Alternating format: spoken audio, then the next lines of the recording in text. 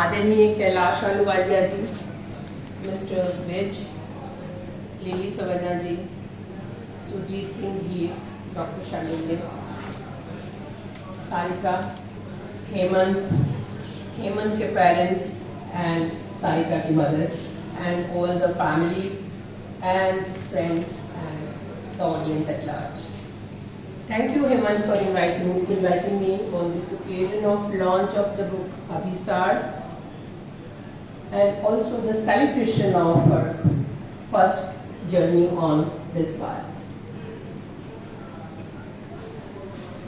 मैं सारिका को पर्सनली बहुत नहीं जानती हूँ, लेकिन मैंने हेमंत के साथ काम किया है. आप में से बहुत लोगों ने सरकारी दफ्तरों में काम किया होगा और ये जानते होंगे कि हर दफ्तर में 2-3 लोग हैं जो दफ्तर को चलाते हैं. बाकी सब लोग उनका किया हुआ खाते हैं. चाहे कोई डायरेक्टर आया है या कोई भी additional chief secretary higher education में आया है, इसने हेमंत को जाने नहीं दिया वहां से, क्योंकि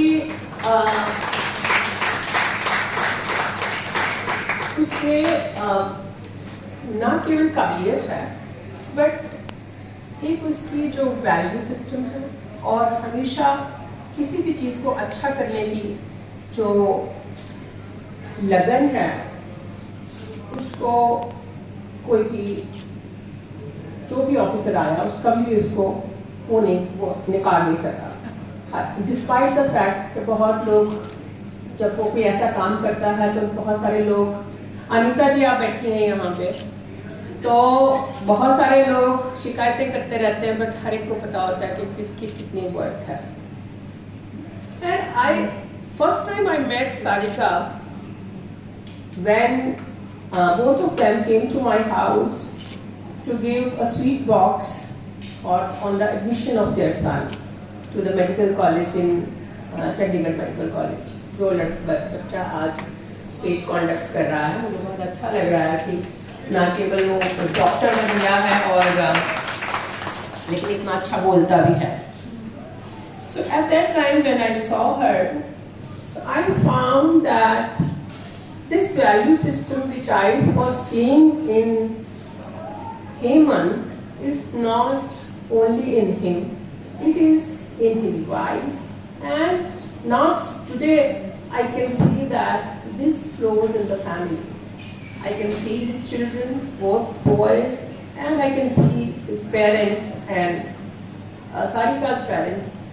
It's very, very easy to identify with them. वैसे तो शांडिल्य जी के बहुत डिटेल्ड क्रिटिक के बाद सुरजीत सिंह धीर जी की इतनी ब्यूटीफुल रेंडिशन के बाद और लिली सवन्ना जी की इतनी एक्सिबरेंट स्पीच के बाद और जो प्रेमवीर जी और कैलाश आहलूवालिया जी ने बोला है, बहुत ज़्यादा मेरे लिए कहने के लिए कुछ बच नहीं जाता, बिकॉज बहुत सारी कविताएं भी उन्होंने पढ़ दी हैं. लेकिन मैं एक चीज़ कहना चाहती हूँ कि मैंने जब ये किताब पढ़ी, मैंने हेमंत से मंगवाई, मैंने कहा मैंने बोलना है इस पर, तो मुझे किताब दे जाओ, मैं पहले पढ़ूंगी तभी बोलूँगी उसके ऊपर. तो जब मैं जब मैं वो पोइम्स पढ़ रही थी तो मुझे एक चीज़ लगी कि ये बहुत रिलेटेबल पोइम्स हैं. ये रिलेटेबल इसलिए भी हैं क्योंकि we share, I am using the word time and again, we share the same value system. हमारे जो, हालांकि दोनों हेमंत और सारिका मेरे से एज पे काफ़ी यंगर हैं, लेकिन फिर भी वो हाफ ही जनरेशन है, फुल जनरेशन का फर्क नहीं है.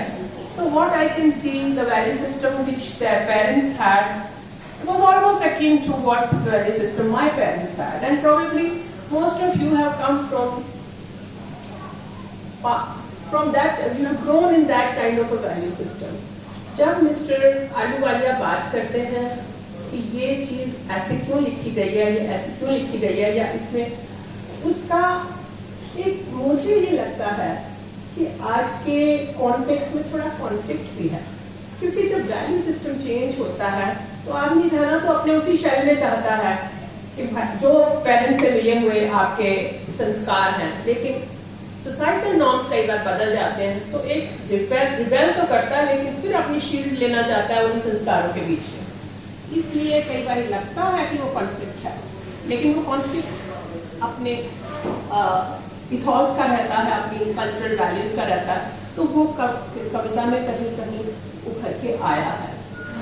And she has to be, I mean I will not, आप लोग शायद इसकी लिबर्टी ले सकते हैं क्रिटिसिज्म की, बट मुझे लगता है वो क्रिटिसिज्म की बात नहीं है, वो तो एक बिल्कुल ये बात हो गई कि जो आपके अंदर है वो आप लिखें। दूसरी बात मैं ये कहना चाहती थी कि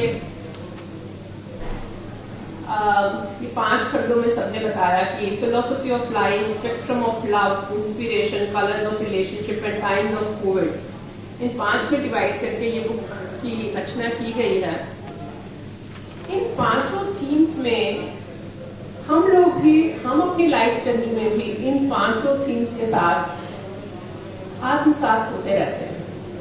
So it's not that if one poem is in one part, जीवन दर्शन की बात है तो शायद कहीं न कहीं इंस्पिरेशन में भी आई है। अगर इंस्पिरेशन की बात है तो कहीं न कहीं तो दे आर काइंड ऑफ, मे भी नाम के लिए ये 7 अलग 5 खंड अलग किए गए, लेकिन there is a kind of convergence in this, and that is what I feel justifies the name of the book Abhisar. When I was looking at the dictionary meaning of Abhisar, तो मैंने देखा कि उसमें Google ने 2 पहले दिए, आगे बढ़ना, प्रिय से मिलने जाना। Then उसकी इंग्लिश की translation is convergence. So I feel basically, to my mind, it is the convergence of emotions, it is the convergence of living life and the different facets of life. How do you intertwine that with your journey in life, with the kind of people you meet, with the kind of situations you face, and how does that actually create your own being. मुझे ये poems बहुत one can feel that there is honesty in her depiction. Whatever poem she has written, she has been very honest about it. Obviously, she has dedicated this book to her father, and she is very, very emotionally, like all of us, has parents as inspiring heroes, and you somehow want to justify your existence and try to become that. On a lighter note, I would like to advise you, प्रांजल, इतना भी mother के साथ अपने आप को identify मत करना, क्योंकि you have to go into another phase of life. So that may not create a problem for you. Hemant ने तो अब पूरा मान लिया कि मुझे चाहे लास्ट में दे दो अप्रिसिएशन, अपने पेरेंट्स को दे दो, तुम्हारी वाइफ शायद आके ये शायद नहीं टॉलरेट करेगी. सो बिकॉज वो that is the changing times. So I'm just cautioning you. That's on a lighter note. We all remain like that. We always parents remain our heroes. He was last but not the least. She mentioned this. No. It's just the joking thing. No. I know what kind of relationship they have and how much she admires him, but it was just on a very lighter note. हम लोग मुझे ये लगता है कि हम लोग जो नॉर्मल ह्यूमन बीइंग्स हैं, कभी तो उन सबके अंदर रहता है, लेकिन जो एक बहुत कवि जैसा जो अल्टीमेटली कवि बनता है और जिसकी पुस्तकें अल्टीमेटली पब्लिश होती हैं, वो हर चीज को एक डिफरेंट लेयर्स में देखता है, not in a very black and white. So ये तुम्हारी जो हर पोएम है, I can see that it's a kind of layered thinking about things. बाकी तो मोस्टली सब लोगों ने कोट कर दिया है, मुझे पता नहीं शायद ये रेपिटेशन भी हो, पर मुझे ये जो मुखौटे वाली तुमने शुरू में लिखा है, तन्हा मुखौटे, एक चेहरे पर मुखौटे कितने, मुखौटों के नीचे चेहरा कौन, कितने मुखौटे कितने चेहरे, इस भीड़ में है परखना यही। ये एक तन्हा जिंदगी के बारे में इंगित करता है और एक ये जीवन दर्शन और फिलॉसफी भी क्या रहती है आदमी, उसके बारे में भी इसमें क्या कहा गया है। और जो मेरे ख्याल में खुद भी तुमने पढ़ी, मुझे ये बहुत अच्छी लगी, even at the cost of repetition I will again recite it. पतझड़ की हवा चली, वृक्षों से पत्ते अलग हुए, उनमें से कुछ वहीं जड़ों से जुड़े पीले होने तलक इंतजार में रहे, कहीं कोई टहनी बढ़कर उन्हें वापस बुला ले। ये it's very deep, it has a very deep meaning and it is a story of life. So in a very, very small poem, she has been able to give the gist of life, philosophy of life in very few, in a very small poem. And जो contradictions की बात है, जो layers के तरह देखने की बात है, ये जो मेरे कृष्णा पोएम में एक और तो वो राधा अपने कृष्ण को धमकाती है, कब तक यूं अनजान बनना ठास करोगे, अपने दिल का हाल कब मुझसे कहोगे, तुम अब भी ना बोले तो मेरा वियोग सहोगे, जब मैं ना रहूंगी तब तुम खाली हाथ मलोगे। लेकिन उसी पोएम में वो मीरा की तरह विनती भी करती है, वक्ष में चलती हर सांस के साथ मीरा बनकर तुम्हें पूज रही है, मन में उपजती हर मधुर साज पर दीवानों सी तुम्हें भज रही है, न दीन दुनिया की फिक्र न ही लोक लाज का भय, विद्या उत्पन्न करती हर अड़चन को शिव बनकर कंठ में ग्रहण कर रही है।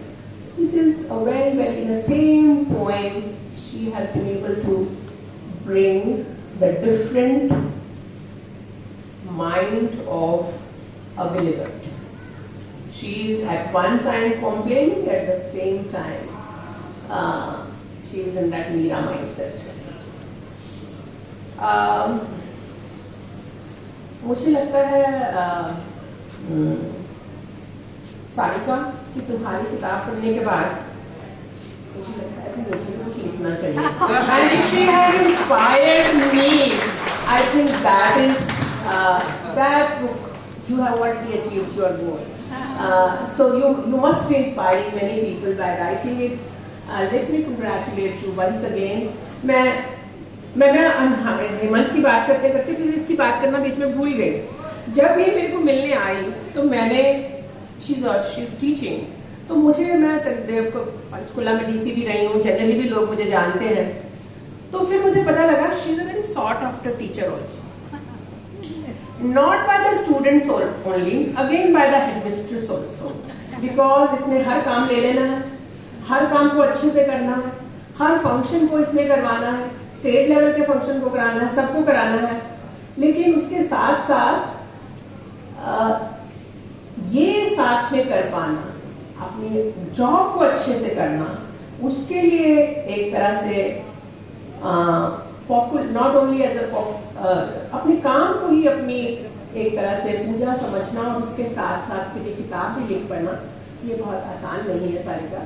सो you are going to inspire many and we will have more occasions to come and see such kind of functions. So Hemant जब दूसरी किताब आएगी तब भी मुझे जरूर बुलाना। और एक फाइनली इस किताब में ये रो क्यों रही हो? किताब तो ये विट बुक्स है, is this not a contradiction?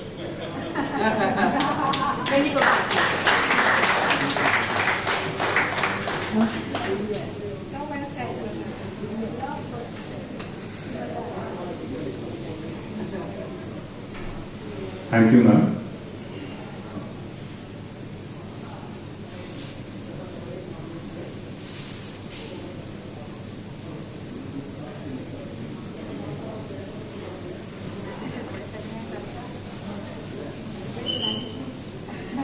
Before we conclude this session, I request both my parents to present tokens of gratitude to our guests on the dais.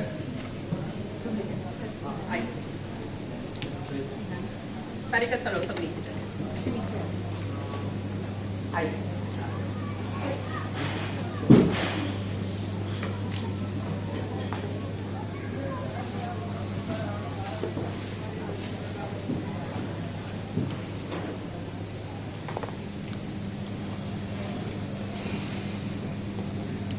पहले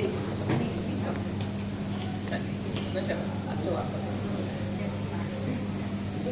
पेरेंट्स को बुलाया ना आइए को भी बुलाइए जी को भी बुलाइए